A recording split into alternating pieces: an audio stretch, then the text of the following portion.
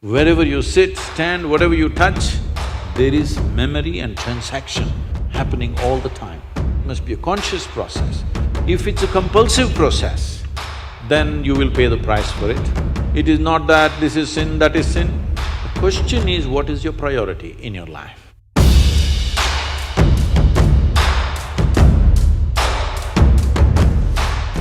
Sadhguru, how can a person stay committed to someone in a relationship? Is it natural to love someone and yet be sexually attracted to others? What should be the proper course of action that should follow, or how does one handle this? See, there is a psychological integrity, there is emotional integrity, but there is a biological integrity also. Integrity does not mean morality. Integrity means you create a situation where it works best for you.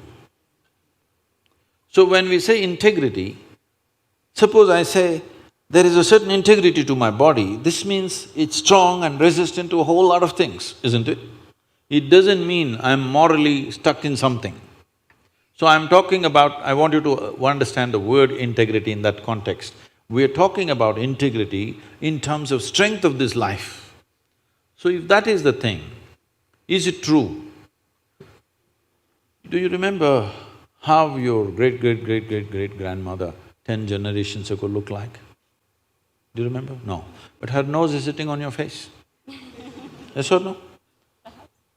Body remembers, isn't it? Body remembers your forefathers 1,000,000 years ago. Yes or no? So what you're calling as my body is a heap of memory, isn't it so? Yes. Memory or no? See, now from Nepal you came to Shillong, you eat a lot of this Meghalaya food, your features won't change because your body remembers what is your genetics, no matter what. Or you start eating, let's say, cow's food or dog's food, your body will not get confused and become a dog or a cow because there is evolutionary memory in this. Do what you want, it never gets confused, isn't it? You start thinking I'm a dog and start barking like one, still the body won't change. Yes or no? Mentally you can, but body has such a deep-rooted memory. So this entire body, what you have, is essentially a certain integrity of memory. If that loses that memory integrity, then you will see it will become vulnerable to so many things. Now, the nature of the body is such that anything that you touch with a certain level of involvement will naturally absorb that memory. Not mentally, physically it'll absorb that memory. Traditionally in this culture we call this runanubandha. You heard of such a word? Runanubandha. What this means is physical memory that you gather. Why people… you will see this with people, let's say in their home, they will go and sit in one place. This will usually the older people you will see, they want to go and sit in the same place. They won't sit in another place. Have you noticed this? Even your dog, he comes, if he wants to sit here, he'll smell this, he'll smell that, he'll smell that, he'll smell that.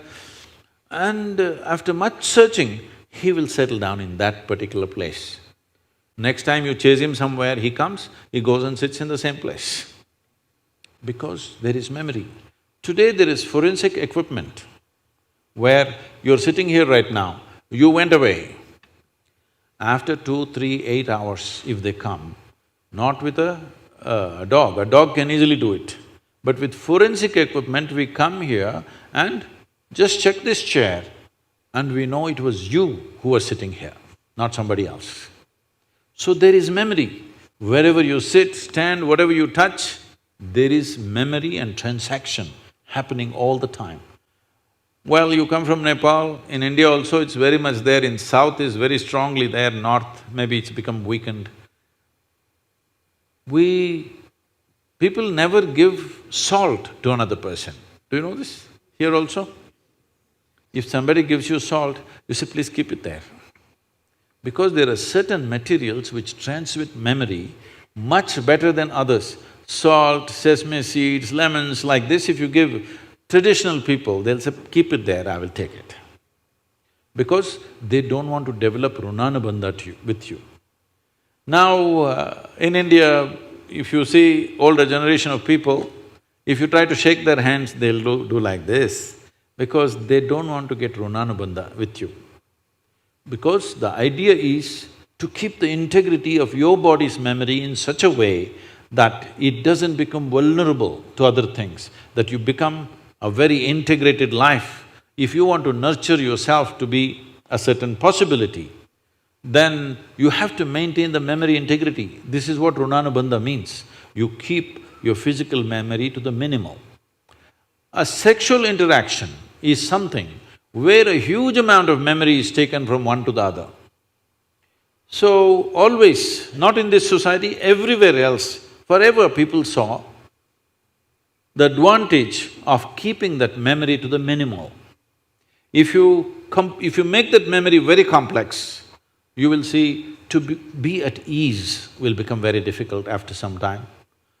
There will be pleasure, but there will be no joy in your life. You can observe people, don't go by what I'm saying. You can observe people, they will have pleasure, they will giggle all the time, but you look at them, there is no joy in them, there's no ease. Because the ease will go away with excessive memory. This is not only with sexuality, there are many other things that you do like this. Right now you see this very much in the Western societies. Wherever I go, especially in America, people will come, "Sadhguru, where is my hug?" I say, "It must be with you. Why is it with me?" It is not like at a certain moment when you feel close to somebody, you hug them. It's like all the time you have to touch people. Because today's psychiatrists are analyzing these things and saying that is because they've not been sufficiently touched by their mothers and parents at an early age. When they grow up, they're desperately longing to touch somebody all the time. All these things have a serious impact on one's life. How much physical contact when the child is born, this will determine how much physical contact they will long for later on. And the memory of what an infant picks up from the mother at that time, because till a child becomes 4.5 years of age, in many ways, energy-wise, it's not a separate life, it's still attached to the mother's body. Actually, if by nature if people go till then, they must be drinking the mother's milk and connected up to 4.5 years, that's how naturally it was. So, the energy doesn't mature. At that time, more and more memory that you get from the mother is better and better to strengthen this. But once the child begins to move out and becomes an individual, life is organizing itself. People come to me and say, "Sadhguru, can you bless my daughter, can you bless my son?" First thing I ask is, how old? If they say 15, 16, 18, all right. If they're over 21, I say no. Because me blessing you, blessing will not go to your child. You may still think emotionally that's my child, but as far as life is concerned, it's become fully separate. Generally, the course of life is considered to be approximately 84 years or 1008 cycles of the moon. The cycles of the moon and our body is very directly connected. Only because our mother's bodies were in sync with the cycles of the moon, we are born, otherwise we wouldn't be born, isn't it? Hello? So, a full life is considered 1008 cycles of the moon, which will approximately considered as 83 to 84 years. So if one crosses 84, it's considered a full life. In this, the first quarter is the only time when it is connected to parentage. After that, the child must move, because energy-wise, you cannot connect those two lives anymore. So that is when the longing, if you have not created enough integrity within yourself, the longing for another body multiplies.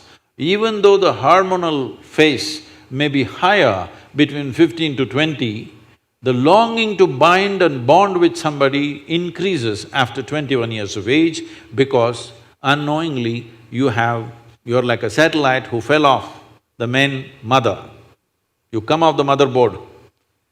Now you want to attach to something unless you find some integrity. This is why between 12 and 18, one must do lot of sadhana to strengthen the body, so that you don't desperately bind yourself to something or somebody. You must consciously, if you wish to take a partner, it must be a conscious process. If it's a compulsive process, then you will pay the price for it. This is not a question of morality. It is not that this is sin, that is sin. The question is, what is your priority in your life? If your priority is to make this life rise to a higher possibility, then you must be conscious. If you want to somehow live and go, it's okay.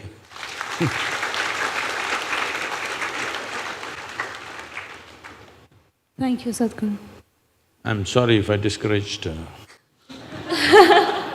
just answered my question, Sadhguru. Thank you so much for that.